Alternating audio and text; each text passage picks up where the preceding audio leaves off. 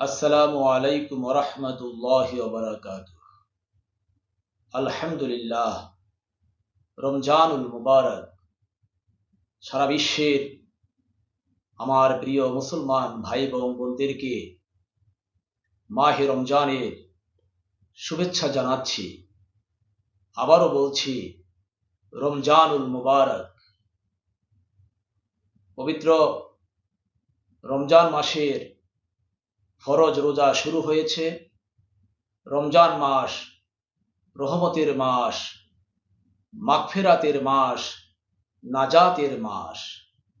এ মাসের প্রথম 10 দিন রহমতের, দ্বিতীয় 10 দিন মাগফিরাতের, আর শেষের 10 দিন নাজাতের।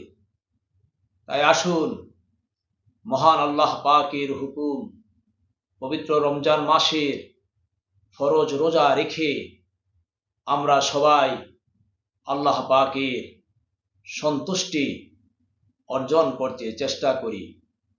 বালেগ বালেগা থেকে শুরু করে প্রতিটি মুসলমান ভাই বোন অবশ্যই যেন এই রমজান মাসের ফরজ রোজা রাখি।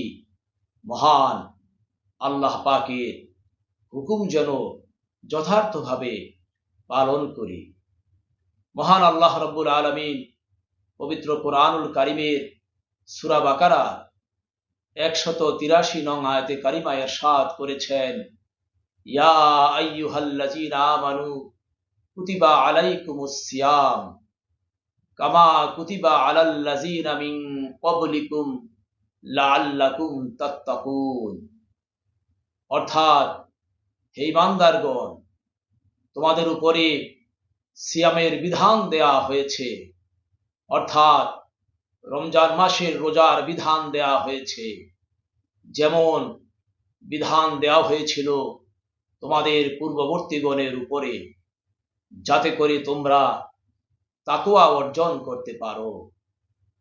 আমরা যদি মহান আল্লাহ পাকের হুকুম রমজান মাসের ফরজ রোজাগুলো যথার্থভাবে একাগ্রতার সঙ্গে আদায় করতে পারি, রাখতে পারি, পালন করতে পারি, তাহলে আল্লাহ পাকের এই হুকুম অনুযায়ী আমরা তাকওয়া অর্জন করতে পারব, খোদাভীরুতা অর্জন করতে পারব, আমরা আত্মশুদ্ধি লাভ করতে পারব।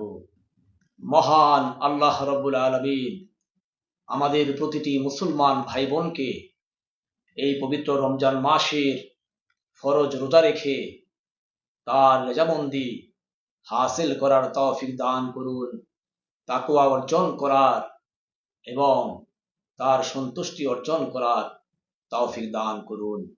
আমিন। আসসালামু আলাইকুম ওয়া রাহমাতুল্লাহি ওয়া বারাকাতুহু।